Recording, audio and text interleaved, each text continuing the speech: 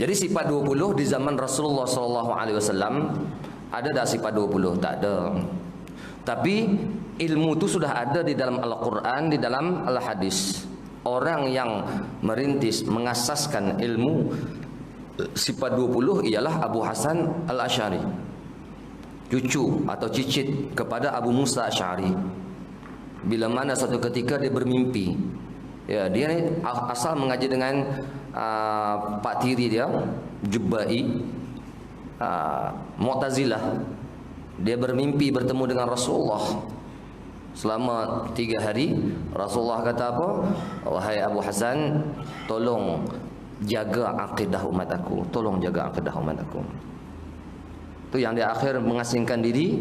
Dia bermunajat kepada Allah Subhanahu wa taala. Dalam pengasingan diri tersebut, nih dia terbayang macam mana nak susun sifat 20. Dijadikan satu ilmu, satu panduan supaya jangan rosak.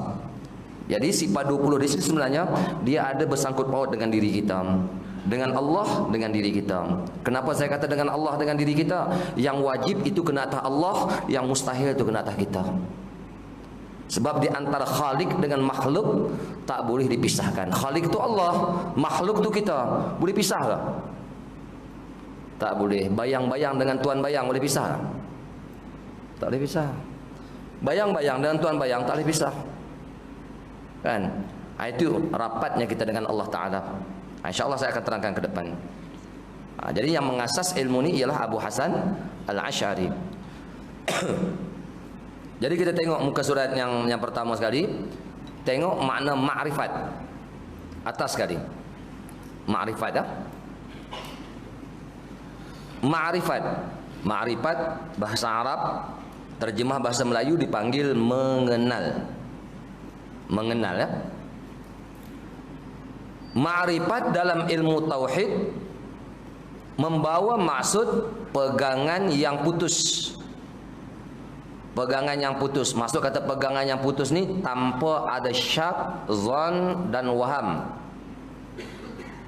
Maksud kata pegangan yang putus tanpa ada syak, zon dan waham. Apa syak? Syak ni mana 50-50. Idrakut tarafaini ala sawa. 50-50. Betul ke Allah Ta'ala ni ada? Betul ke Allah Ta'ala berkuasa? Rasa macam berkuasa. Satu sudut pandang pula rasa macam tak berkuasa. Kalau 50-50 dipanggil syak. Zon. Zon idrakut tarafir rajih. 70-30. Ibarat katanya tu. 70 tu yakin, 30 tak yakin. Itu zon. Waham 30-70. 30 yakin, 70 tak yakin. Itu waham. Tiga-tiga ni siapa ada dalam hati dia syak, zon dan waham, kafir. Kalau ada dalam hati kita ni syak, zon dan waham, dalam i'tiqad kita ni, pegangan kita tak terpakai, batal syahadah kita, kafir kita. Na'udzubillah. Dia kena pegang putus betul. Yakin Allah Ta'ala tu wujud, Allah Ta'ala tu qidam baqa sampai habis kita belajar sifat 20 nanti.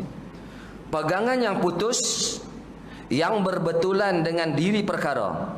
Apa maksud kata yang berbetulan? Setentang dengan diri perkara, yakni terkeluar daripada dia apa dah? Jahil basit, jahil murakkab. Jahil basit dan jahil murakkab. Apa makna jahil basit? Jahil basit ni tak tahu apa langsung. 1 kali 1 berapa? 1 kali 2 berapa? 1 kali 2 tak tahu dia. Dijawab senang aja, aku tak tahu. Allah Ta'ala ada tak?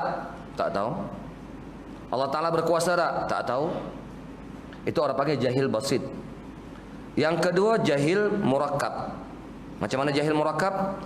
Dia tak tahu kata diri dia jahil, dan dalam masa yang sama dia menjahilkan orang lain. Itu jahil murakkab. Macam mana? Gajah macam mana gajah? Gajah dia kata badan panjang, kaki tak ada, kalau gigit orang mati. Itu gajah. Itu bukan gajah, itu ular kan. Kalau gajah dia kata badan besar, telinga lebar, ada belalai, itu gajah. Ya betul. Itu bukan jahil nama dia. Itu alim.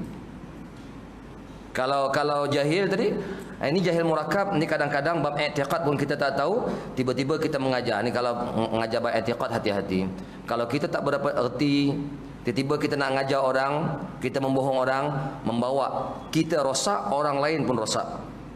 Ini jahil murakab. Macam i'tiqad orang Nasara, Padri Nasara, Padri Kristian. Dia kata apa? Nabi Isa anak Allah. Betul ke? Dia pun tak tahu sebenarnya. Itu orang panggil jahil murakab. Jadi dalam i'tiqad kita jangan ada jahil. Jangan ada jahil, sama ada jahil basit atau jahil murakab. I'tiqad kita mesti setentang. Siapa Tuhan kamu? Allah. Allah Ta'ala tu ada tak? Ada. Ini setentang ni. Bertentangan dengan diri perkara. Allah Ta'ala tu ada. Allah Ta'ala berkuasa tak?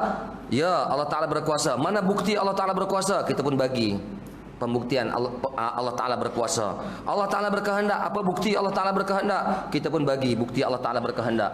Itu orang panggil setentang atau berbetulan dengan diri perkara. Okey.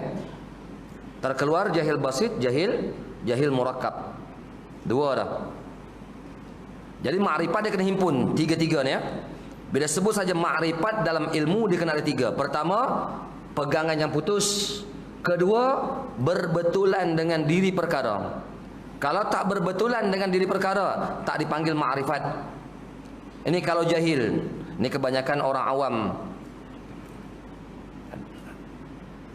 Dia nak kata jahil, taklah sampai jahil membatalkan syahadah. Kebanyakan kita ni yang ketiga ni masalah dia kita. Pegangan yang putus dah ada dah. Kalau orang kata siapa Tuhan kamu? Allah. Dia cincang kita pun kita kata Allah Tuhan kita. Lepas tu berbetulan dengan diri perkara tak? Betul, ya Allah Ta'ala Tuhan kita. Tapi yang ketiga kita kurang kebanyakan. Tengok, yang terjadi i'tiqad itu dengan dalil. I'tiqad yang kita pegang sekarang ni mesti yang terjadi dengan dalil. Ada dalil dia, ada alasan dia. Jangan pakai ikut-ikut orang.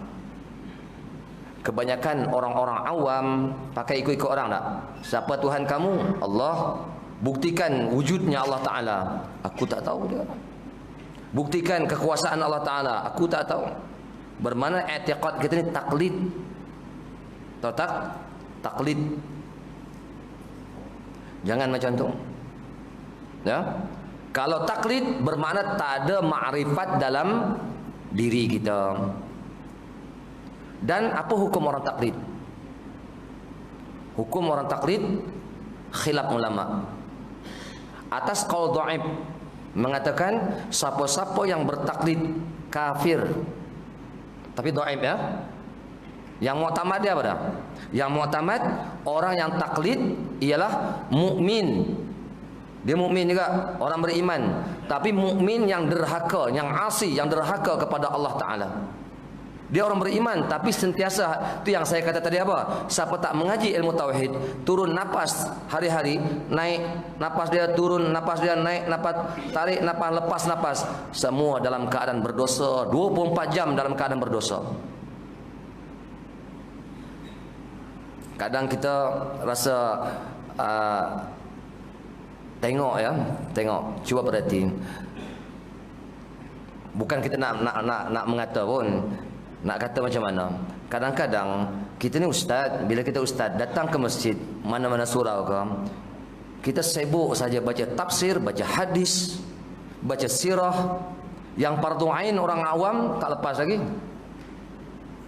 Salah tak saya tanya? Orang awam ni tauhid pun tak tahu lagi. Hukum fiqh cara beramal pun tak tahu. Tasawuf pun tak tahu ke mana hala lagi. Tiga ilmu ni fardu ain kan? Fiqh, tauhid, tasawuf. Ilmu tafsir tu macam bila bulan aja. Ilmu tu untuk orang alim. Hadis itu orang alim yang mengkaji, bukan orang awam. Orang awam tiga ilmu sahaja. Fiqh, tauhid, tasawuf. Ramai kadang orang tak tahu. Apa dalil kudrat Allah Ta'ala? Tak tahu. Apa dalil kalam Allah Ta'ala? Tak tahu. Allahu Akbar. Kadang dah tua-tua dah, kesian kita. Cuba lepaskan zimmah. ataupun sangkutan diri orang-orang awam di sini supaya apa? Jangan i'tiqad kita jadi taklid. Taklid ni pakai ikut-ikut orang. Dah ayah kita orang Islam beriman pada Allah Ta'ala, ayah kita pun orang Islam beriman pada Allah Ta'ala. Tapi alasan kita beriman, yakin kepada Allah Ta'ala tak ada. Jadi apa hukum orang taklid? Orang taklid mukmin juga. Yang muktamad mukmin, tapi mukmin yang derhaka kepada Allah Ta'ala kalau dia ni ahli nazar. Apa makna ahli nazar? Ada otak boleh berfikir tapi tak mau mengaji. Otak ada boleh berfikir tapi tak mau mengaji ilmu tauhid. Berdosa dah hari-hari. Hari-hari berdosa. Kita rasa kita dah betul dah datang ke masjid apa semua, beramal ibadat. Ya. Iblis dia tak heran. Orang beramal ibadat dia heran tak? Sikit pun dia tak heran. Saya bukan nak melemah, bagus datang ke masjid beramal ibadat. Bukan nak melemahkan semangat kita nak beramal ibadat. Tapi kadang-kadang kita ni bab ilmu fardu ain kita agak ringan, tak mengambil berat. Kan Nabi bila nampak iblis terjenguk-jenguk nak masuk dalam masjid, Nabi sergah dia. Nabi tanya, "Hang nak buat apa di sini?"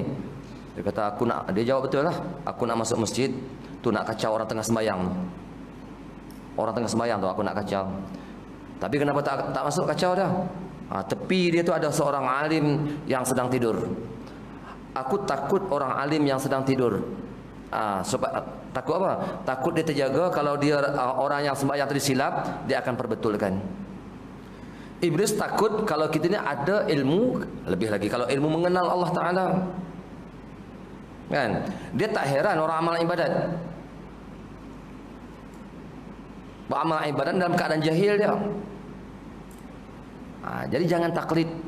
Biar bila kita belajar, nanti kita belajar satu persatu. Wujud, apa alasan wujud? Qidam, apa alasan qidam? Okey, senang saya bagi secara ringkas ya. Nanti kalau orang tanya, apa dalil wujud, qidam, baqa, mukhalafah, qiyamuhu binafsih, wahdaniyah, sampai habis sifat 20. Jawab satu ya. Dalil dia makhluk ini. Jawab makhluk ini. Nanti orang akan tanya, buktikan makhluk sebagai bukti wujud qidam baqa Allah Ta'ala. Aku tak tahu. Yang aku tahu makhluk ini sahaja. Orang panggil dalil ijmal. Nama dia dalil ijmal. Dia ada dua, ada dalil ijmal, ada dalil tafsil. Ya, dalil ijmali, ada dalil tafsili. Oke.